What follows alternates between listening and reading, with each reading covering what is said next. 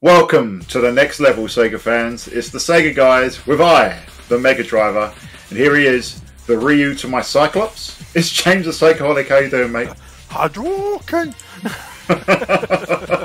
Optic Blast! Optic Blast! Come back next Thursday! How you doing, bud? You alright? I'm buzzing. I've got my...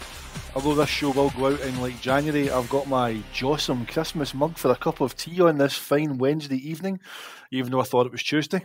So, much hilarity this evening. But I'm smashing, mate. How's yourself? Yeah, very good, mate. Yeah, this is going to be our first episode of 2023 if it pans out, doesn't it? So that's pretty crazy. I'm still playing Sonic Frontiers, which is the game of the year, game of the decade, I think. It's perfect, mate. I'll probably be finished it by the time we listen to this, or at least I hope. I hope so.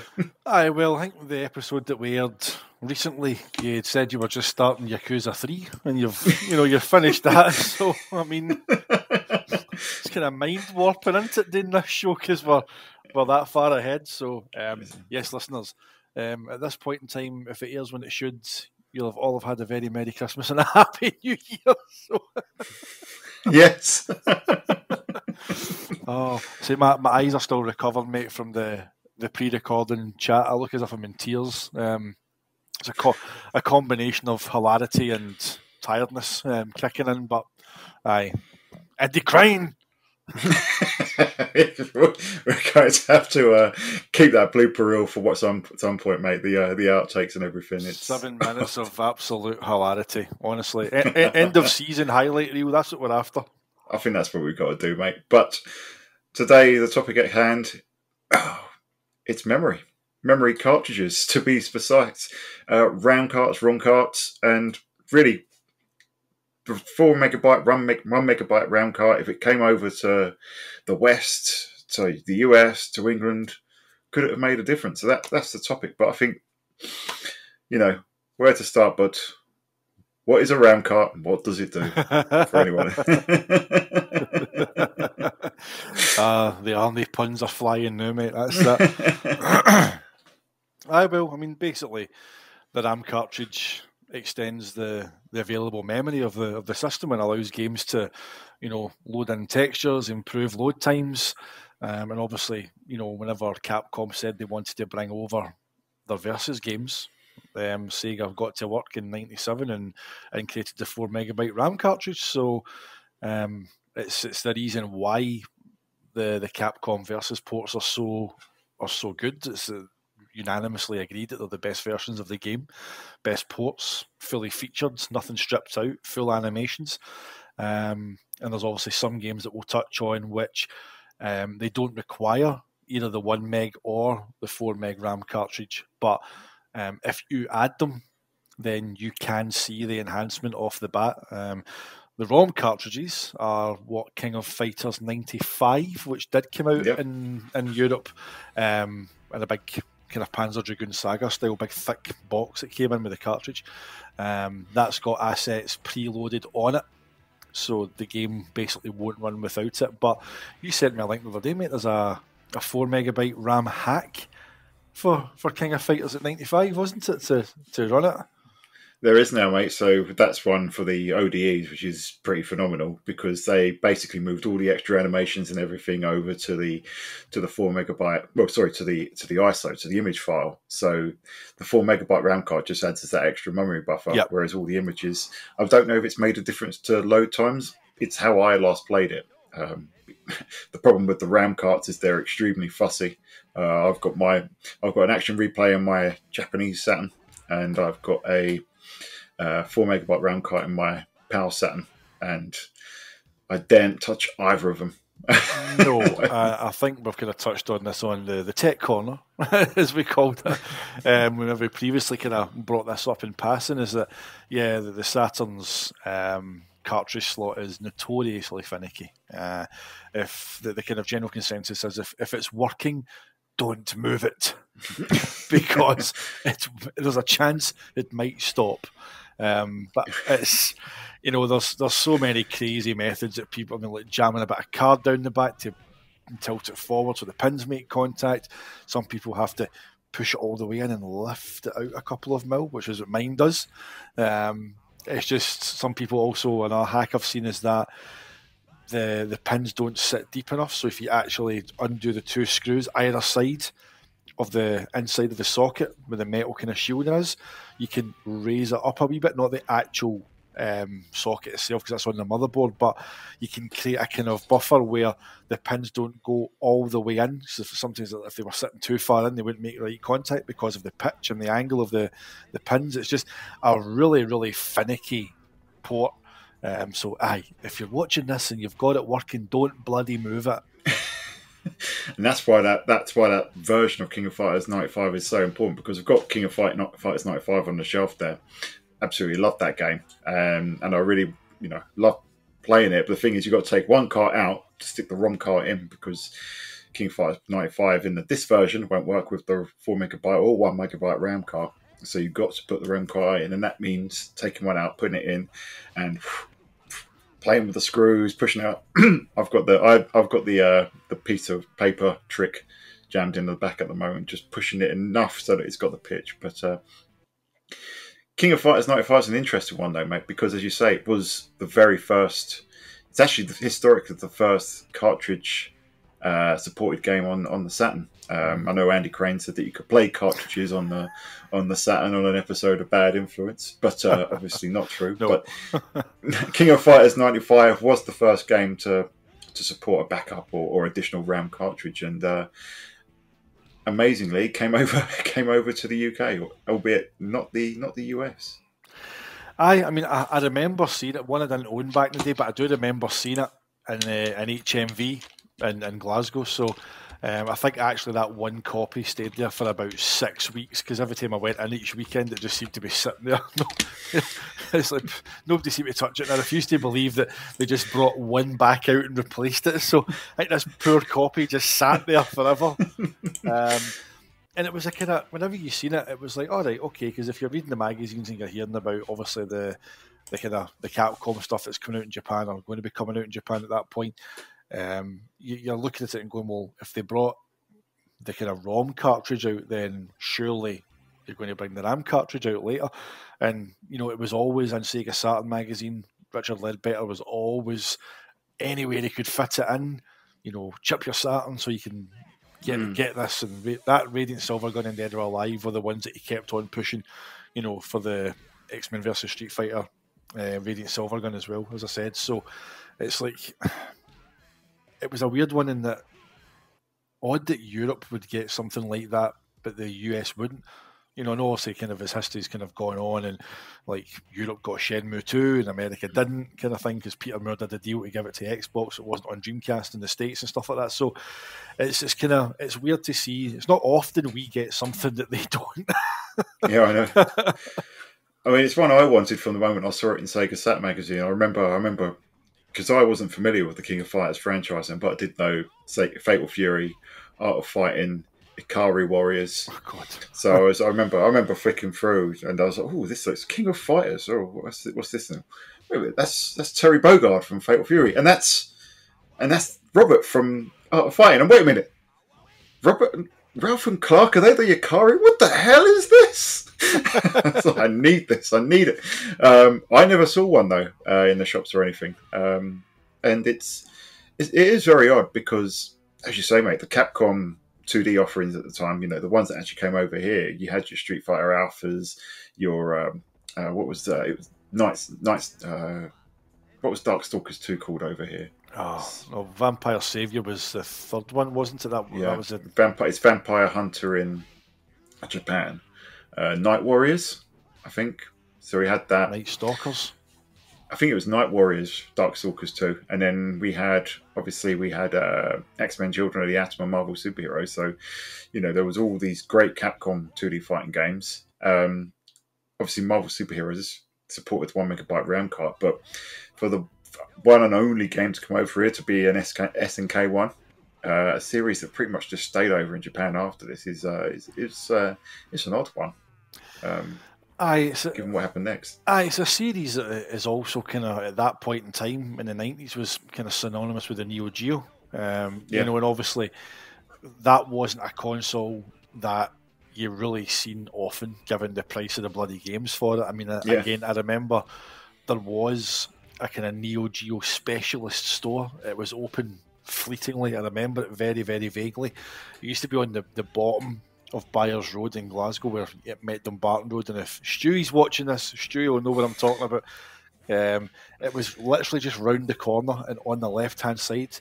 And literally, you just walked in. It was quite a kind of sparse shop, as you would imagine. And then, like, kind of the glass cabinets with kind of like Neo Geos in them, and like kind of the arcade sticks and the kind of peripherals and stuff. A couple of games running. I just remember the price of the games. It was just like, Jesus Christ, man! It's like, that's just insanity. That because essentially you were buying the arcade board. Really, you were buying a cartridge form arcade board. So, it's kind of bizarre to think that despite already having a kind of wealth of Capcom 2D games that didn't need any kind of expansion, that the first kind of cartridge that they went, okay, we'll bring King of Fighters 95 over and bring a ROM cartridge out. But then to not look back and go, well, Capcom have been quite good to us, so I think we'll bring the 4 megabyte over. Just it's such a wasted opportunity that they just never done it, and it is bizarre that it was SNK that benefited there. They were the only one that ever came over. Yeah, it's very strange because King of Fighters was still kind of a niche fighting game back then. I was a big fan, and I remember seeing those giant carts in Rathbone Place in Computer Exchange in London, and seeing those. So I was like, oh, why would I want to spend £400 on a copy of King of Fighters when I could pick up King of Fighters 96 for 30 quid on the Saturn? Pick up Deep Fear as well for 40 quid, and pick up Radiant Silvergun for 35. That's the 1997. That's the thing. 98. That's the thing. It's like the price. I can't. The mind boggles that there was people who paid that much money for a home game. I know, again, as I said, as the arcade cartridge, but back then you're thinking 1 game 400, 10 games 400. You know. I'd still love to own one though, but it doesn't change the fact that it was because by the time it came over here, we're talking mid 1997, that King of Fighters 95 actually got released in Europe. It actually got released in Japan, I think, a whole year before. I think the ROM cart version came out around about May 1996. So by the time that we had King of Fighters 95 in the Japan, Sega had supported SNK with the official 1 megabyte RAM cart. And this is the RAM cart that was used with a load of games: Metal Slug, King of Fighters 95 and 96, Groove on Fight, Fatal Fury Real Bout Special, and Samurai Showdown 4, and then even games like Marvel Superheroes and Cyberbots would go on to support it. I mean, come on. Why didn't they give us Cyberbots, mate? Why? I mean, Cyberbots is a really unique one, because that's one of the ones that's in a kind of bracket I mentioned earlier, in that you can run it without it. It doesn't have a need for it. Like if you put X-Men versus Street Fighter or Marvel Superheroes versus Street Fighter or Street Fighter 03 into your Saturn in disc form or any form, you try and load a ROM on an ODE and you don't have any form of expansion cart in there, like it just plain blank will just go 4 megabyte not detected, you know, and that's you're dubbed. But Cyberbots does run without it, and it's decent. It's not, doesn't chug along. You can notice a difference when you use the 4 megabyte cartridge, because when you go into your options, and it's a weird one, it actually says it's 3 megabyte option enabled, so it doesn't even use the full 4 meg. You know, it's like a 3 megabyte option. I think what that refers to, and Marvel Superheroes is exactly the same. So I've got Marvel Superheroes, and yeah, you can notice the difference on that one, because especially on Juggernaut, like when his idle animation, he's standing there like, "Rrr."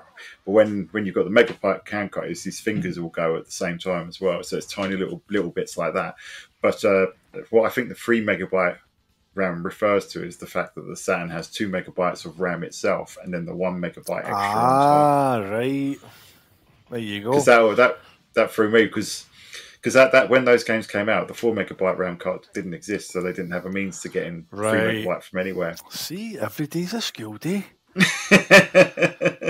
Next time on the Mega Drivers Tips. but yeah, I think Cyberbots definitely benefits a lot from it. Marvel Superheroes is very good, and you can definitely see the additional animation. But a lot of people have said it, and I've noticed it as well. The game does slow down a lot with that extra animation. Becomes extremely slow, which is a shame, really, because it's a cracking game. Aye. I mean, Cyberbots is sensational. Again, it's great that it's on the kind of Capcom arcade collection that they brought out. Yeah. It's in one of the packs for that, so it is great that there's a version to play here. But if you look through the compatibility list, and I've got them in front of me for the 1 meg and the 4 meg option. There's some games that we will go on to touch on, but I mean, Cyberbots is one of those games that when you look at what had came over already, it's just baffling they never brought it over. It's like it's right for it. It was, it wasn't too niche. I mean, you had Robot Wars in the 90s. People like robots fighting. Yeah. So I don't know. It was a weird one. It was, but yeah, it's again, it's baffling bringing it back. It's baffling to think that the King of Fighters 95 comes over. Meanwhile, in Japan, they've got this embarrassment of riches, and they've been enjoying those since what was it, September 1996? I've got here that they actually got the 1 megabyte RAM card, and King of Fighters 95, 96 and 97 games that I love using the 1 megabyte RAM card for, but Metal Slug, I think lots of appeal for that. I only just recently got to finally play the Saturn version of that via the Fenrir. Groove on Fight, another great one. Fatal Fury Real Bout, again, probably pretty niche, but still great games. I think there would have been a market over here for them, albeit a smaller one than what we'll come on to talk about in a bit. Aye, I think again it might come back to that aspect that gamers in the UK were kind of moving away from the arcade experience. I think with the way PlayStation was going, pushing the kind of more, storytelling narrative, the kind of argument would be that kind of as PlayStation started kind of pushing those kind of story-driven agenda games, that the arcade started to kind of wane in the UK. So you're having this kind of crossover point.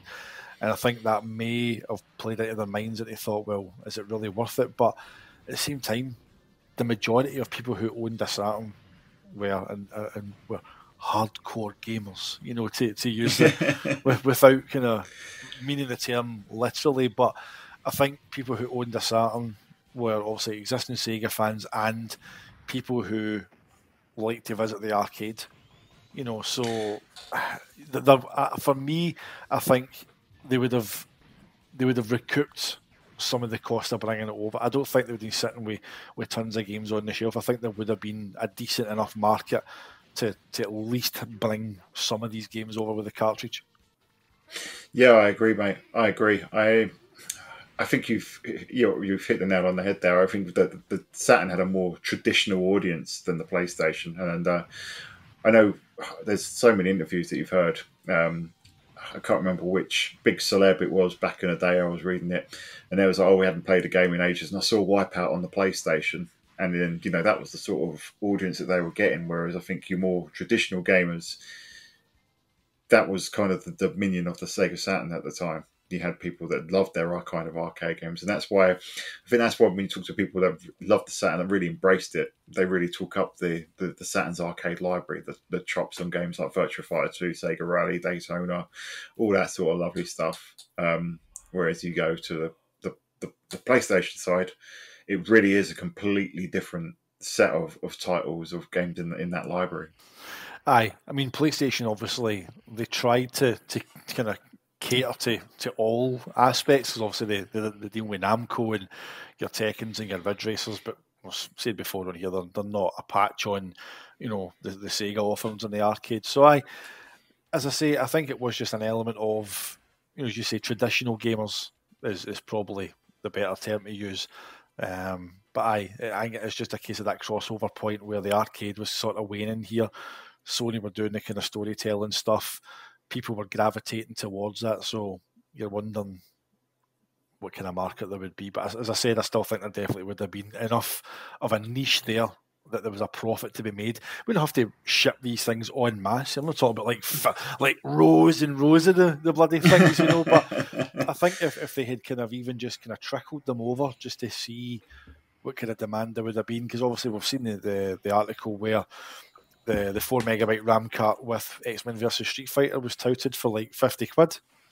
Yeah. It was coming, and then just all of a sudden, chop, no happening. So, baffling. Yeah, so yeah, that's the thing. So I think the 1 megabyte RAM card, you could probably make a case either way. It being a fairly niche lineup of games that really needed it, and only a couple that benefited from it. But yeah, that's the other thing about King of Fighters 95 coming over to the UK in mid 1997 is that, well, just a few months later, November 1997, Sega collaborated with Capcom, and in order to bring X-Men versus Street Fighter home, as you said, mate, we had the 4 megabyte RAM card, so it should bring the Saturn's total RAM to 6 megabytes now.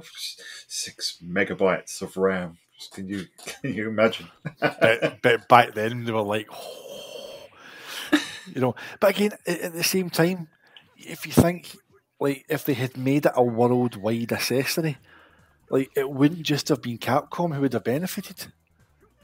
That's the thing. It's like, think of the work that could have been done by all developers. Obviously we're talking about the fact that the Saturn was hard to develop for because of the kind of split VDPs and the amount of CPUs that are in there. But, developers love RAM. That's never changed. So, mate, it's some people thing that people mainly moan about the Series S now, isn't it? It's not got enough RAM. It's going to hold back next generation gaming. We don't have enough RAM. Exactly. It's like, like John Linneman and, Richard Ledbetter and what's his name again? Alex Battaglia. Alex Battaglia. Alex with that magnificent hair of his. They break down the specs and the stats and all that, and then you get these wee guys sitting in a bedroom going, there's not enough RAM in the series. Yeah. In 3 years' time, you mark my words, it's going to hold back gaming. And it's like, that's what annoys me. As a tangent coming up, right? What was that? What was that game that was the specs came out? Evil something. It's like there was a big kick. Evil West. Evil West, right? So the developers put out all the kind of tiers for like performance and quality and all that kind of stuff, right? And everybody on Twitter, all the trolls, zeroed in on the Series S, right?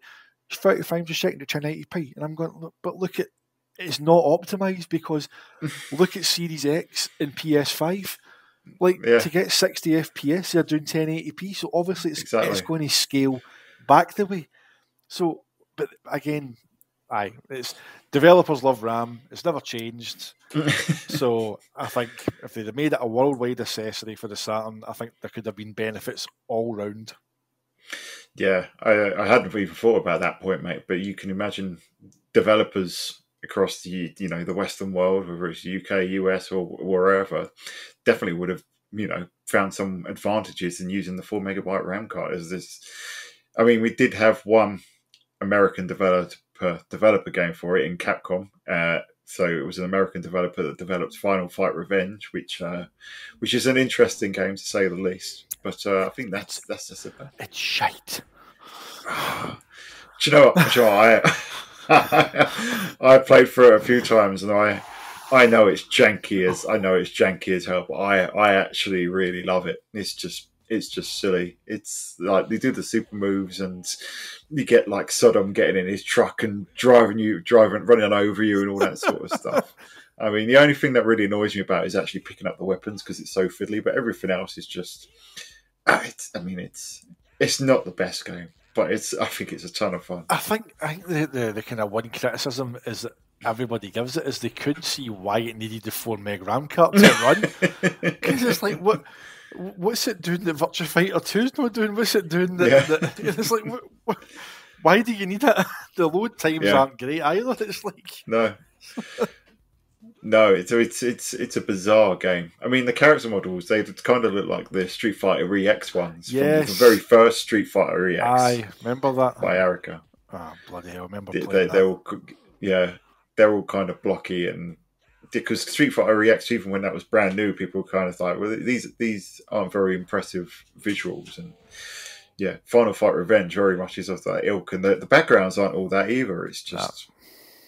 Yeah, it's an odd one, but I mean, fighting the final fight boss at the end in his zombie form. I mean, it's just absolutely bizarre. I think you can't take that game seriously at all, and if you don't take it seriously, it's just a bit of fun. It's all right. It's enjoyable. The final fight boss in zombie form. That's kind of Yeah. that's kind of intriguing. I've got it on my Fenrir, so that's quite intriguing actually. Given the final fight loving that we're having because of the Mega Drive Mini 2, so yeah, I think he's called Zombie Burger. It's Burger, isn't it? The guy at the end that hops out the wheelchair.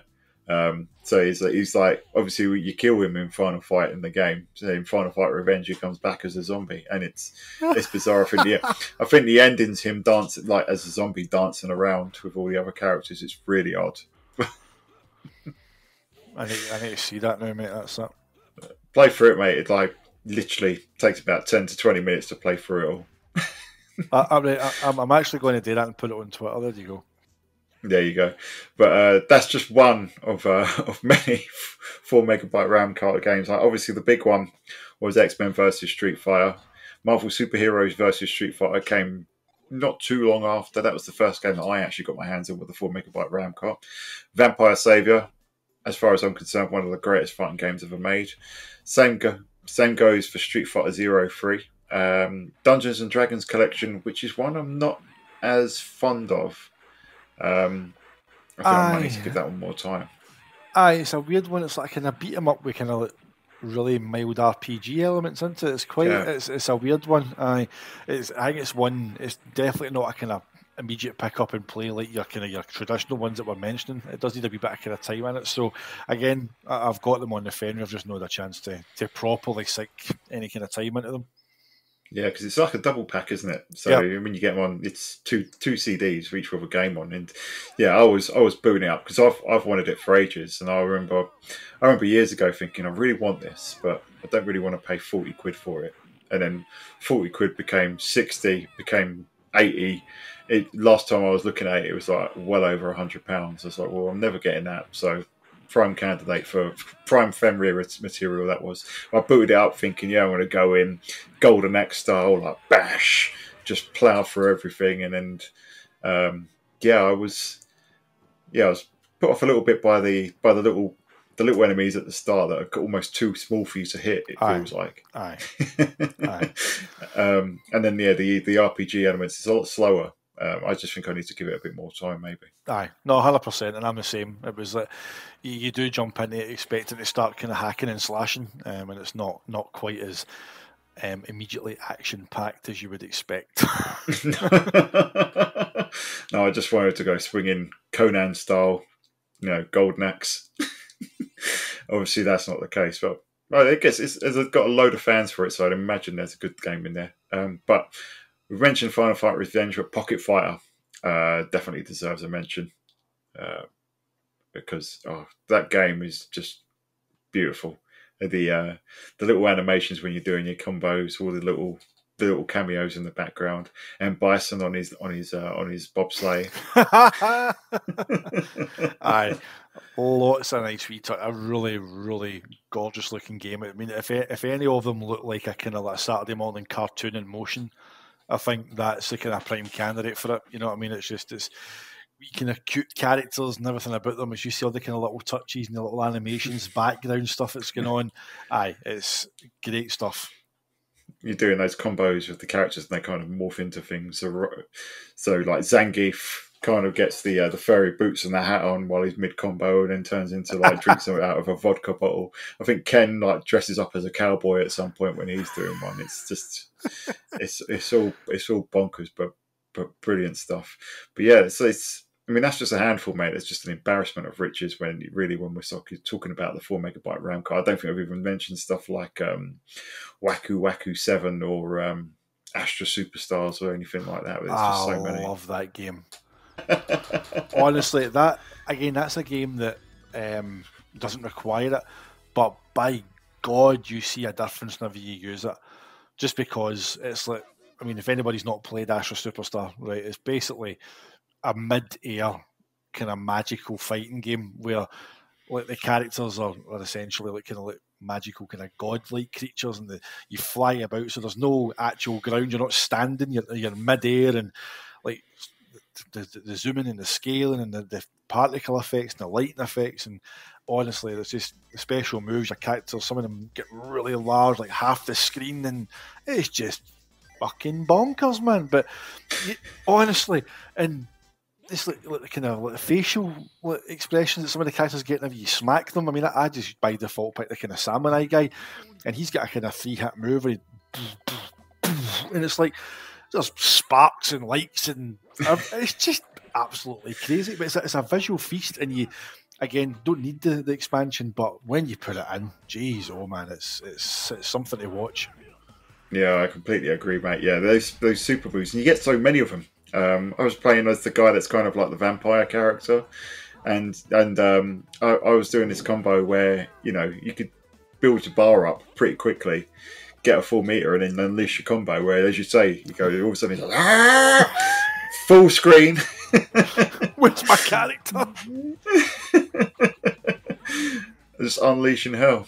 It's brilliant, mate. But yeah, there's just bonkers games that I think anyone that's got the ability to play them via OD, or I think they command pretty big prices these days, so you need deep pockets. But one way or another, OD emulator or the real thing, I think people really need to give these games a go. Yeah, I mean, another one just before we move on is Cotton 2.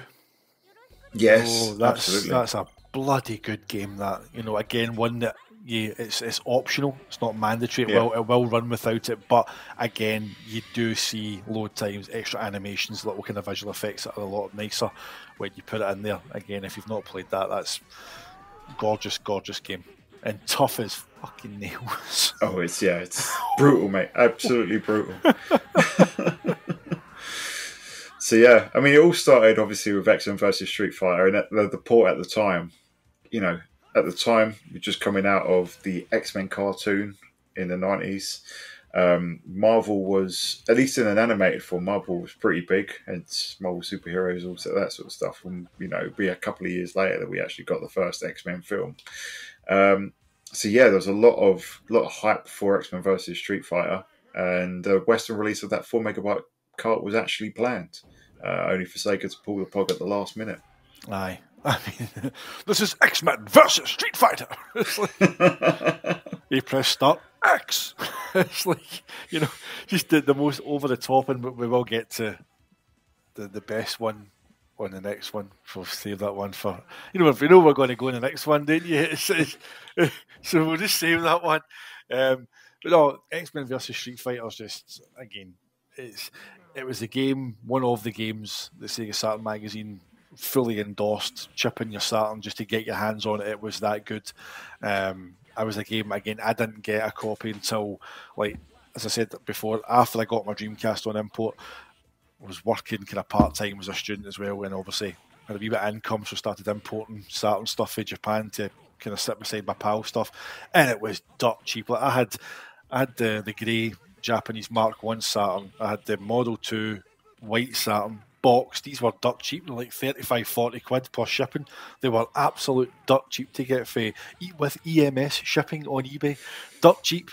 I think I must have only paid about 20-25 quid or something at most for X-Men versus Street Fighter in the box with the 4 meg RAM card, perfect condition, beautiful wee package as well.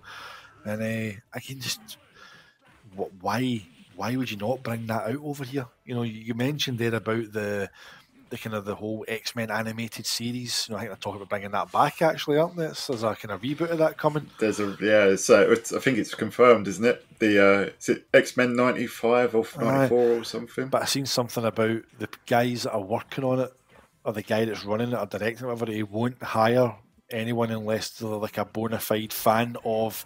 So he wants people working on this that were fans of it back then, which is kind of good, because then you're getting a bit of authenticity through. So, it would have made sense, to cash in on it. We've already had X-Men Children of the Atom. We've had Marvel superheroes. So, I mean, you're looking at 97. So that Bernie Stoller had just probably came in, hadn't he, at that point, if you're thinking about that, the kind of timeline. So, was that possibly maybe his call to pull the plug on it? Did he not see any viability in it? Just because he was obviously going to deliver his Saturn is not our future line in EGM, So I don't know if it's something to do with that, but as I said before, the market was absolutely there for it. If you just want to even discount Dungeons and Dragons, Pocket Fighters, Final Fight Revenge, Vampire Savior, bin them all. If you don't want to bring them over, fine. But the Marvel games, surely to Christ, the Marvel versus Marvel Superheroes versus Street Fighter and X-Men versus Street Fighter must have sat down and went, "Oh, that's a shoe in, mate. That's going to make you money." It's. Yeah, I think X-Men versus Street Fighter is kind of the tipping point, because that came out in Japan November 1997, so pretty late in the day. I think Marvel vs. Superheroes versus Street Fighter, I actually got that one on release because my friend had X-Men versus Street Fighter. It was one of those ones where it's like, well, I'm not going to buy that again, but I'll buy Marvel Superheroes versus Street Fighter. And I think that was late enough in 1998 that I think by that point, we'd had Deep Fear, we had no more Power games, so the ship had kind of sailed by that point. But yeah, I had to stick that disc into the Saturn. That when it's one of the first import games I bought. Slot it in. Are you ready, true believers?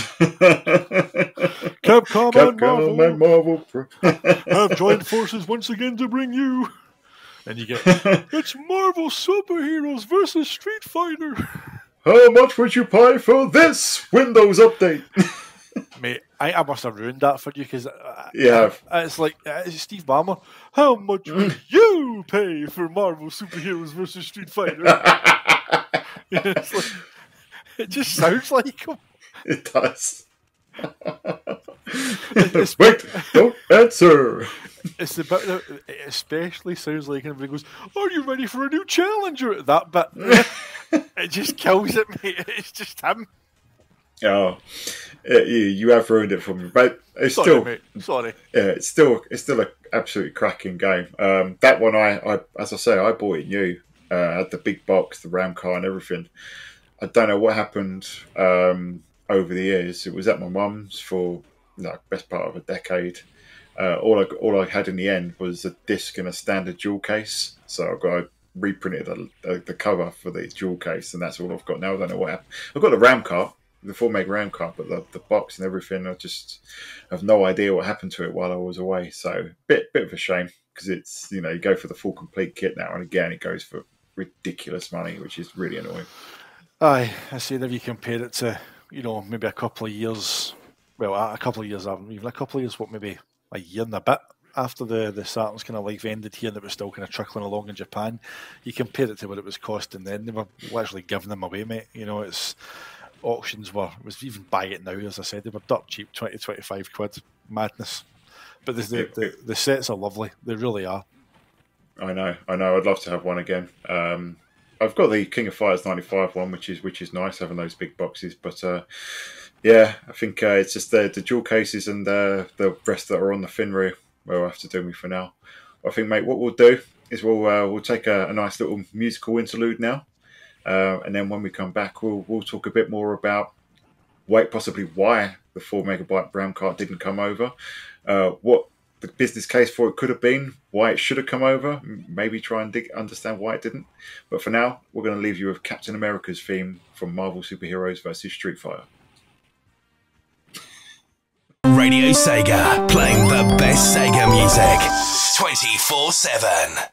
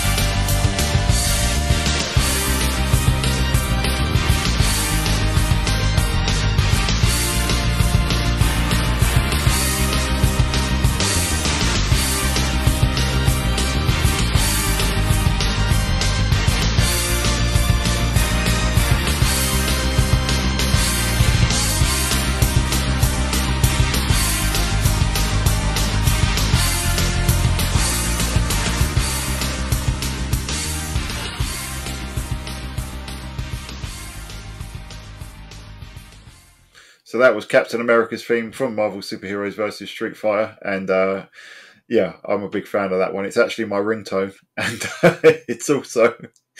I also put it on a montage of like MCU Captain America clips. It actually goes really well. I think Disney should start using it in their films, like replacing the score. Well, I mean, you're between that, mate, and the fact you've got the insert credit for Street Fighter as your text alert. You know what I mean? So yeah.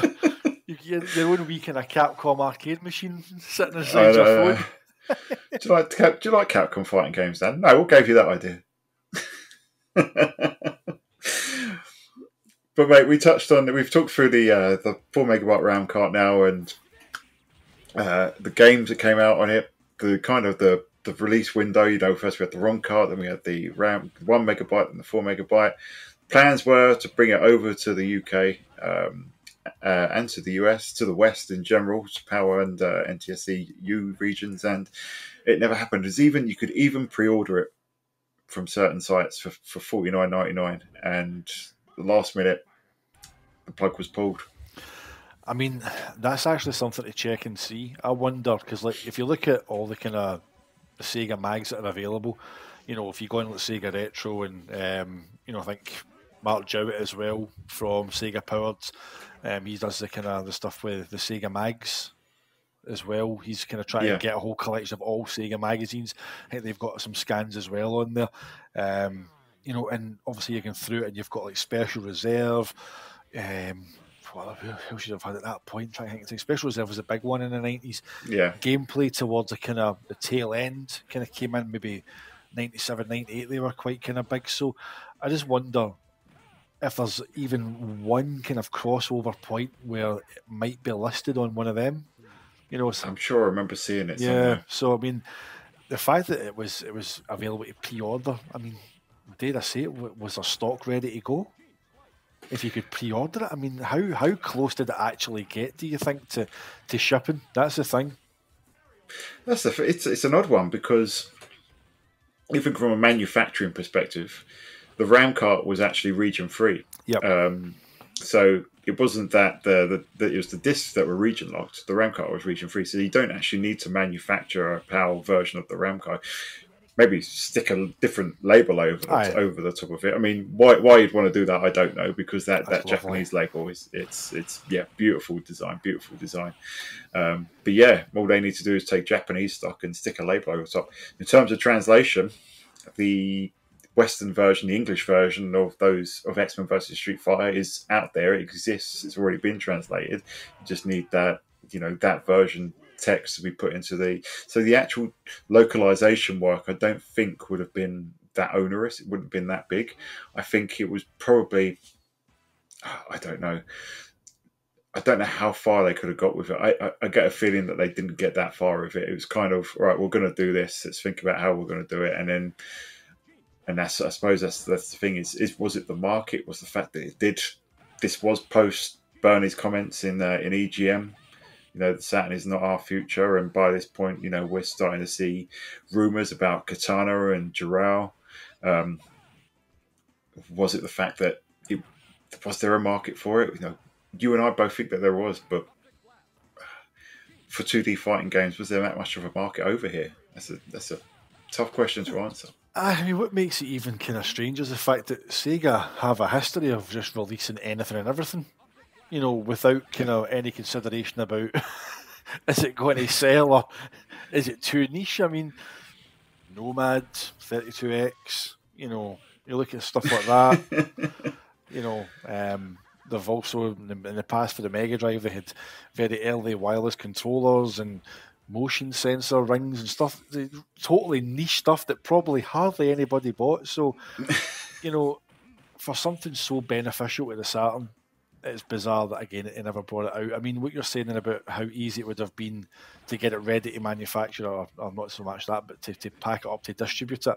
It's a fair point, probably spot on that they've kind of went, right, we are bringing it out, so prepare your stores for receiving it, and then when it was going to go, you probably find that the packaging was all designed and ready to go. Whatever the PAL packaging would have looked like, it would have looked bloody good, wouldn't it?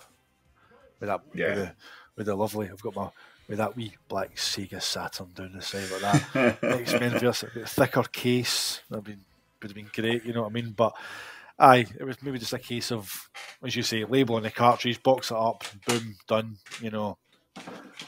Yeah. What are you doing there, Dan? Absolutely. What are you doing there? There we go. I've got my copy of X-Men versus. That artwork is absolutely lovely. Now, you imagine that on a PAL case. Yeah, on a Power Line box would have been. Aye. So I think being brutally blunt about it, and obviously, you know, it's down to Bernie Stoller. You know, I think that has to be where the buck stops. Obviously, he's now no longer with us, so I'm not going to sit here and you know, slate the guy. But I think obviously we all know the impact of Saturn is not our future. You know, we've seen the third party support drop off. We talked about it. We did Mortlock and Neil Randall on the Sega Powered show, the impact that it had. I think that must have played a huge part. You mentioned as well, the Katana and Dural rumours were coming out, so you know what would eventually be Dreamcast was well underway at that point, probably long before that.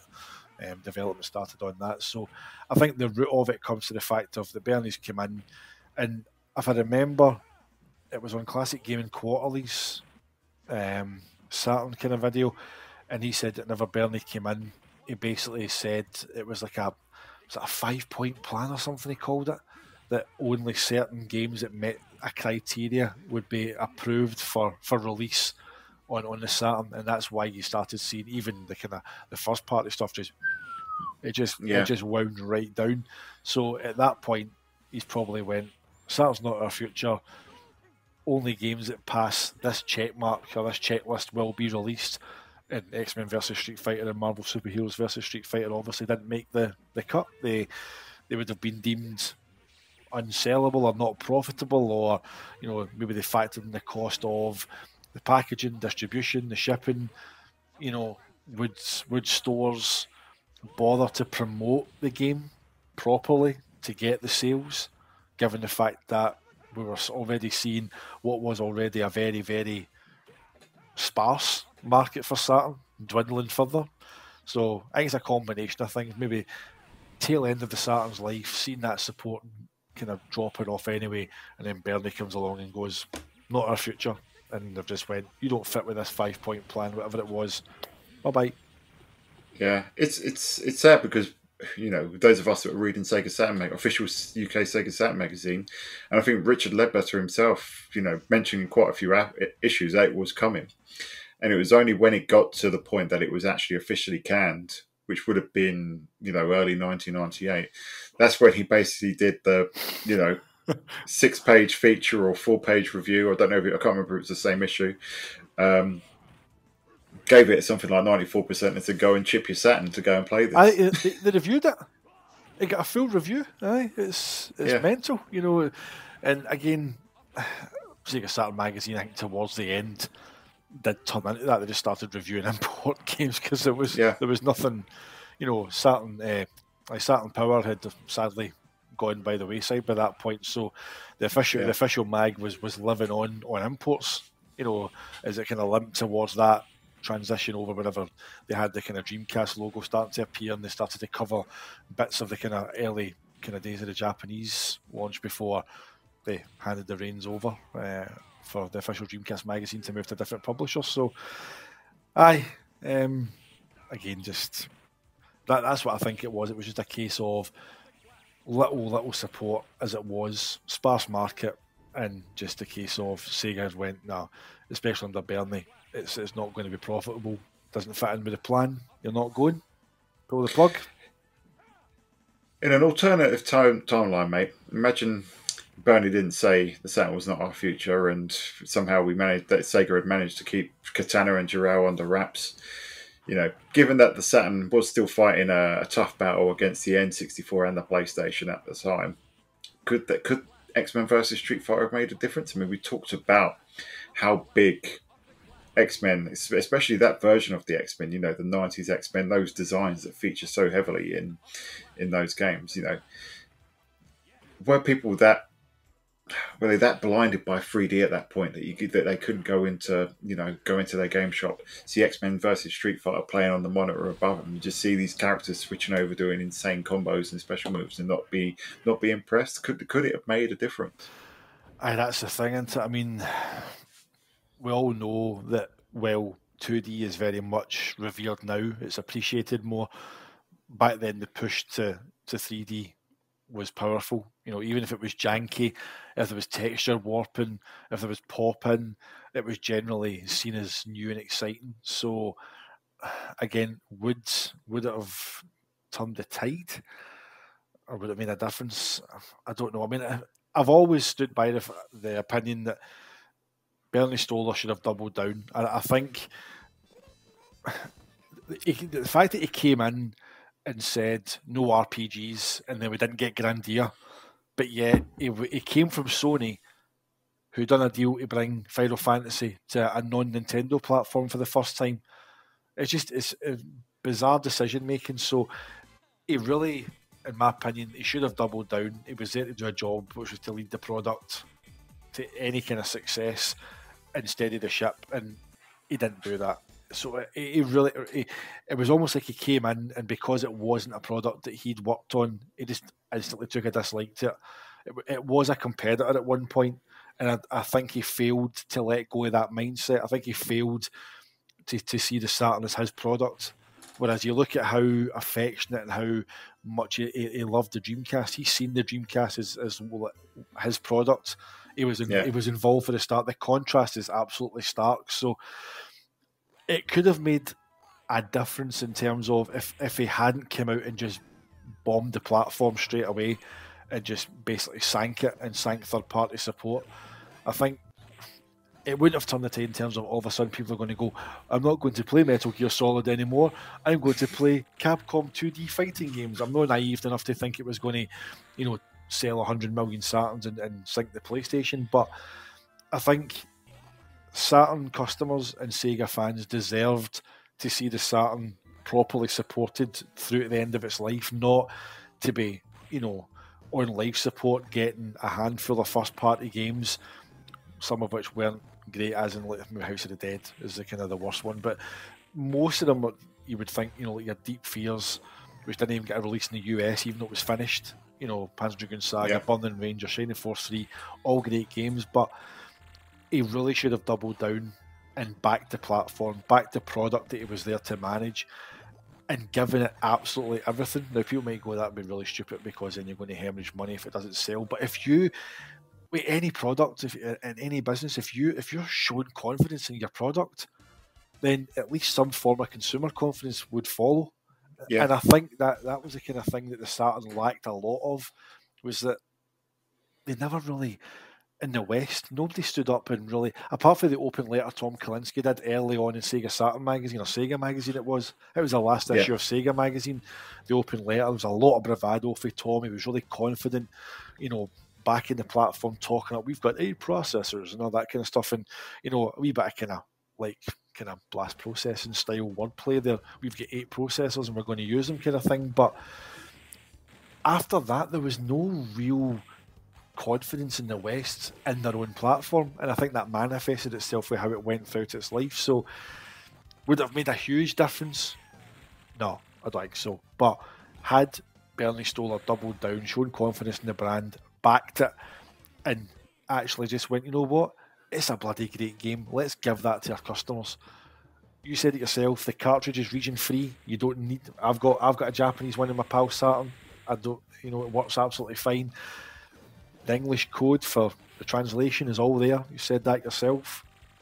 Just bring it over, show confidence in your brand, and give your customers what they deserve for, putting their money into your system. Yeah, I completely agree, mate. The thing with the confidence is so true, because even as a Saturn struggled with confidence its entire life, from at the very beginning.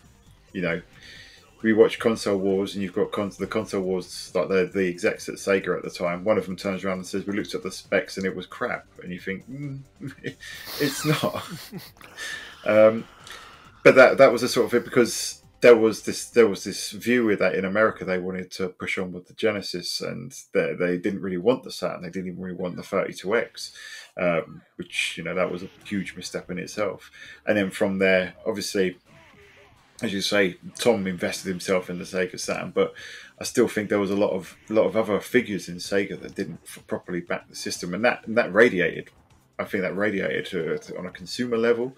The kind of the panic in around its launch, for example, kind of comes from a lack of confidence in it.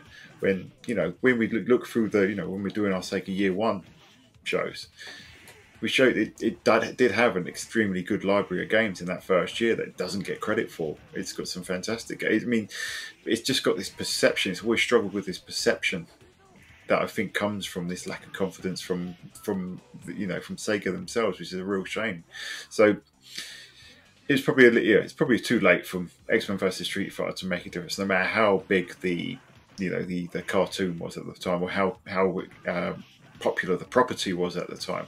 The thing I liken it to is, in my head, I think Marvel vs Capcom 2 is kind of regarded the absolute peak, the zenith of the series. You've got Michael B. Jordan, when the PlayStation 5 launched, he tweeted out saying, "Yeah, this PlayStation 5 is fire, but where's Marvel vs Capcom 2?" So, which is, it just goes to show what's kind of a cultural phenomenon Marvel vs Capcom 2 was. How big a game is, how well thought of it is now. Reviewed very well back in the day, and it's only got more and more popular. It was only available on the Dreamcast for at least a year, maybe two. As popular and as well thought of as that game did, it didn't help the Dreamcast, unfortunately. I think it would be very much a similar situation with X-Men vs Street Fighter and Marvel Superheroes vs Street Fighter. I think X-Men is kind of, as I said, it was the point where if it was to come in here in March 1998, then it may have been, could have been a lot of nice part of a swan song. I think Marvel Superheroes vs Street Fighter probably just came out a little bit too late, unless, again, alternate timeline, the Saturn was still kicking them, because it would have been nice to have that version of the game while we were waiting for the Dreamcast. And obviously you've got Street Fighter 03 as well. Which another, the success of 02 or Alpha as it was called over here. Street Fighter Alpha 2 is, for that not to be a 4 megabyte RAM game, it's bloody stunning. Again, there's a lot going on in the background, for that as well. The final fight stage is just amazing in Alpha 2, and it's ironic again that Street Fighter 03 on the Saturn is a better version than 03 Alpha 3 on Dreamcast. It's like, again, just testament to just how tuned the Saturn was for those two. Not that the Dreamcast couldn't do 2D, but the Saturn was just tailor-made with that cartridge. It was just harmony, mate. It was. I have always wanted, I would have loved to have seen Street Fighter Alpha 2 re-released but support a RAM cart. Someone out there, someone in the come on modding community, someone's got to be able to, because I'm pretty sure that the animation is on the disc, because from memory, if you play as the same character, so if you've got two Zangief's one of the biggest characters where you could definitely notice the missing animation. I think he misses his walk back animation. But when you do a Zangief versus Zangief match, because it's only got still one sprite in the memory, albeit cut palette swaps, that animation is restored. So that animation may well be on the disc. Maybe with a bit of ROM hacking. We could play it. That's interesting. That. Now, obviously, that's a big ask. Taking a game that doesn't support the 4 megabyte RAM card to a game that does. But you look at stuff that people have done in the modern community with stuff like Castlevania Symphony of the Night, which is a Herculean effort for them to with the stuff they've done on that. English mod and 4 megabyte RAM card support. Yeah, which is insane. So live and hope that one day we get a version of Street Fighter Alpha 2 because the only drawback on that version of Alpha 2 is the load times for me, and then aside from that, it's absolutely perfect. So, But yeah, Street Fighter 03. I can't remember if that came out. I think the Saturn version actually came out after the Dreamcast one, but I think it would have been the point where we would have still been waiting for the Dreamcast over. Aye. Obviously, you and I weren't, but in terms of a PAL launch, we hadn't had the Dreamcast yet. I mean, there was one wee point I wanted to kind of make, just kind of getting back very, very briefly to the confidence aspect. Just thinking there as well, because an article I read was looking at kind of like Bernie's kind of history, you know, his relationship with Okawa and Nakayama and Irimajiri. And it was an IGN article that I read, and it was never he was talking about, you know, the Xbox team, you know, coming to visit and wanting to put Windows CE on, and, you know, they brought a full team in, and then they got to learn the business and walk away. But it says in that Okawa had been pushing Nakayama and Irimajiri for a long time to get out of hardware. Yeah. Now, the Saturn was a success in Japan relatively, you know, early years done well. PlayStation got FF7, if I've spoken about on Saturn years, things changed. But the Saturn lived a long life in Japan and was very, very well supported. We see the wealth of the Japanese library. But I just wonder if there was a kind of a malaise, like a kind of hangover that led to that lack of confidence. Did that come from the very top, from Akawa not wanting to be in hardware? That it was constantly on at Nakayama, and then Irimajiri whenever Nakayama left, and then obviously to Stoller as well. Was that even perhaps? We've never found out why Bernie Stoller was either sacked or why he quit. Now, was it again down to Okawa before he passed away pushing, you know, for that removal, get out of hardware? He wanted Sega to be software agnostic, to be platform agnostic for a long time. So I just wonder, did the Saturn suffer from the very top, from that kind of attitude that, I mean, he didn't want to release the Dreamcast. He was dead against the Dreamcast, but he was already telling Nakayama back at the Saturn days to get out of hardware, go software only. So just wondering, that came to mind there just as we were talking about Alpha 3. I'm thinking, just was there maybe something there? Did that attitude, that lack of confidence in the Saturn come from the very top because they simply were already eyeing up from the very top? We need to get out of here. You know, it's, don't know. Quite possibly, mate. Quite possibly. But then they did release the Dreamcast as well, so it's yeah. But Sega just do very odd things and behave very strangely. I mean, when we were talking to Neil on our Sega Powered episode, he said they're useless. They're absolutely useless. And as much as we love them. We love them so much, man, but honestly, they're fucking useless. It's like, well, mate, you know, it's like supporting a football team sometimes. Mate, isn't it? It's like, if one of your games doesn't load, referee. It is, you know, sitting there, you know, going, I paid good money for this. Aye, and edge of your seat, getting a lap time in Sega Rally, and then you hit restart. At least there's nobody running on going. You know, no VAR here.